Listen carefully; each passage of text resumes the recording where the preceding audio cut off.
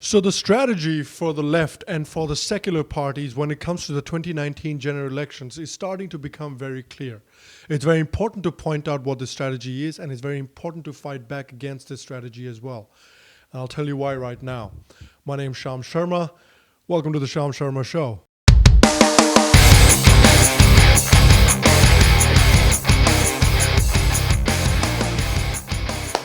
Hello, and welcome. Welcome to another edition of the Sham Sharma Show. Thank you very much for joining me. I appreciate you. All right, so as I mentioned before, the strategy for the left parties and these so-called secular parties is becoming increasingly clear for the 2019 general elections. This is a strategy that we've seen before. This is a strategy that these parties have applied to a very, very good effect in Indian politics over the past few decades to maintain and hold on to power. And that strategy is to divide India among caste and religious lines to constantly ensure that India is weak and Indians are always fighting each other, which allows these people to maintain and hold on to power. Now, there's a long and inglorious history of the Congress Party and of these secular parties doing whatever they can to create these divisions within Indian society so they can hold on to power.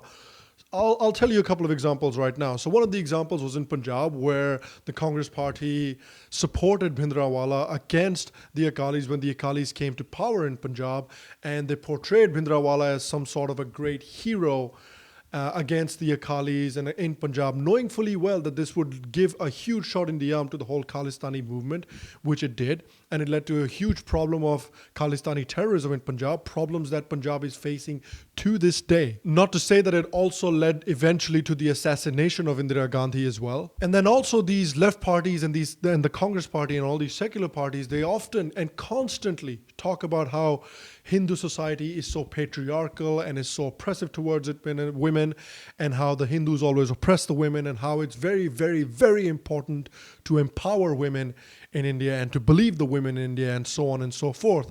But when it comes to other communities, when it comes to other religions, those standards go flying out the window. So I don't know how many people here remember the Shah Bano case, but Shah Bano was a lady that was divorced by her husband, and she moved the court, and the courts actually ruled in her favor that she is owed alimony by her ex-husband. But the Congress Party actually passed a bill under pressure from the Islamists where they changed the rules in such a way that she was then only allowed to get alimony for 90 days, which is iddat as is mentioned in Islamic law. So on the one hand, they're talking about, empowering women and removing women from oppression. And on the other hand, they're more than happy to throw Shah Bano under the bus just so they can appease their base and just so they can pit one community against another community and just so they can maintain their vote bank. And of course, they've pitted caste against caste in almost every state in India across the country for decades, as well as can be seen in Bihar, as can be seen in UP, as can be seen in Gujarat,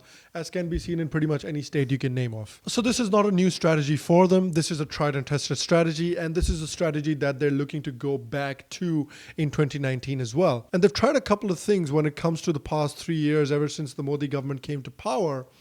And I'll tell you a story about how they've come back to this strategy and how they're going to use this strategy in 2019.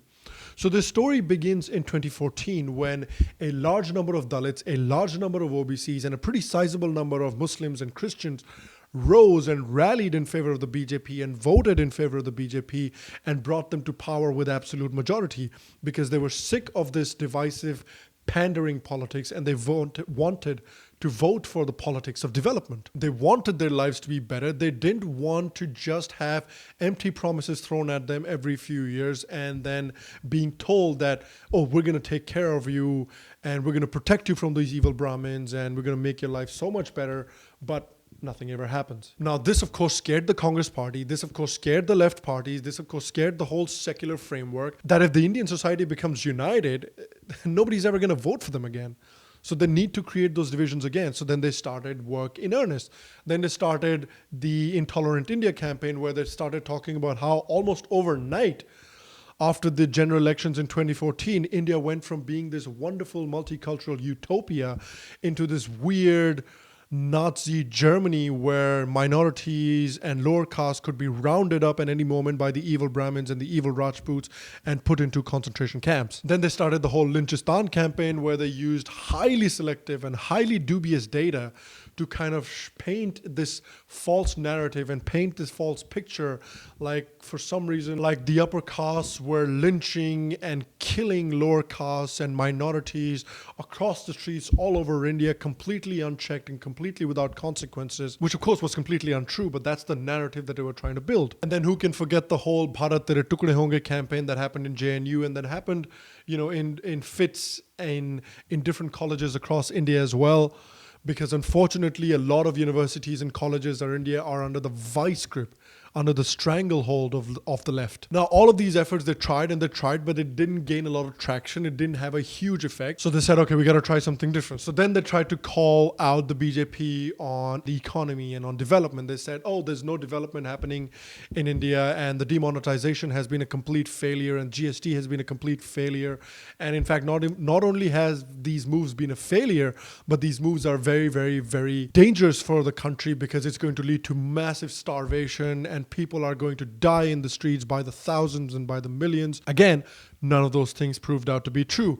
FDI in India has been at an all-time high. The ease of doing business has gone up markedly, and most economists and most organizations, research organizations, agree that even though there have been some short-term shocks to the system as a result of demonetization and as a result of GST, in the long term, both of these measures are going to have massive benefits on the economy and on the country in general. So again, this tactic that they used did not work as well.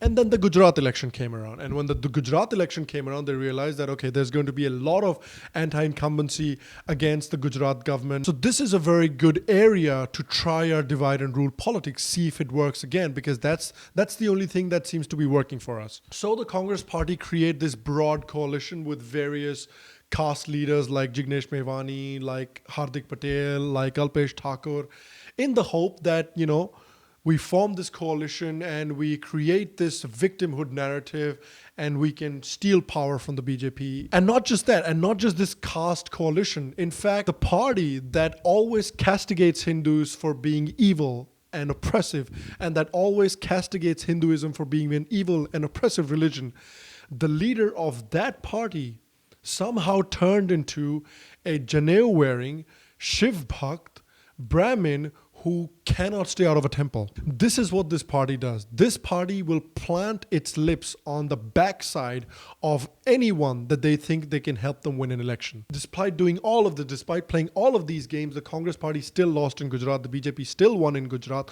However, the Congress party was able to make some gains in the rural areas, and some of its caste leaders didn't win their seats. And that's where this whole leftist, secularist infrastructure tasted blood. They said this is a good strategy. This infrastructure, this system, they've now allowed their most rabid and their most extremist people to get a full reign and to do whatever they want to create these divisions, which is why people like Jignesh Mevani, people like Umar Khalid showed up to the Bhima Koregaon protest at a place and at a protest that for the past number of years they've had these protests and they've always been relatively peaceful, but however this time it just became this cauldron of fire. And now you have these people, these stand-up comedians, all of these people that are very popular in secular circles, in the media, interviewing people like Jignesh Mevani, interviewing people like Kanhaiya Kumar, interviewing people like Umar Khalid, and presenting like them as the voice of the people, the voice of the youth, the voice of the generation, the voice of the downtrodden,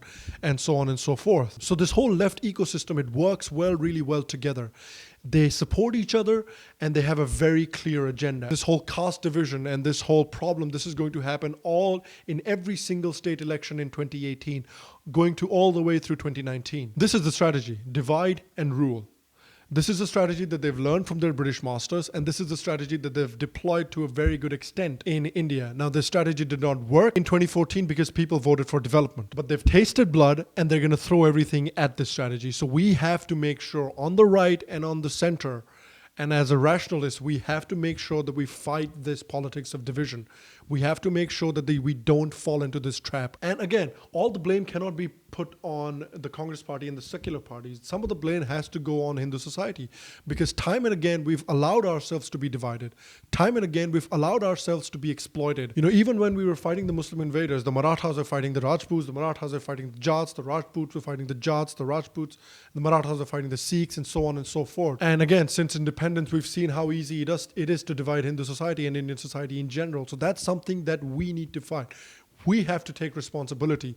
We have to create an ecosystem of our own where we can share these ideas, but we can at least present some sort of a united front where we can pledge not to be divided by these parties, not to be divided on these lines. And a lot of onus of this has to go on these upper castes as well, who have a lot of feelings of kind of superiority, completely unearned superiority, by the way, against a lot of these lower classes.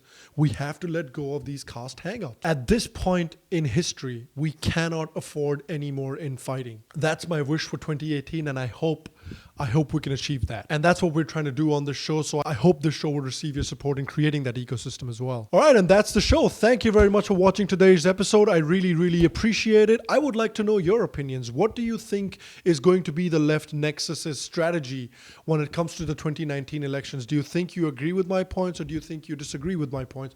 Whatever you think, please let me know. I would love to hear your opinion, so please get involved in the comment sections below. All right, if you enjoyed today's episode, again, make sure to like the show, make sure to share the show, make sure to subscribe to the show's channel. All right, I will see you now on Wednesday, and until then, stay happy, stay healthy, stay united, and I'll see you soon.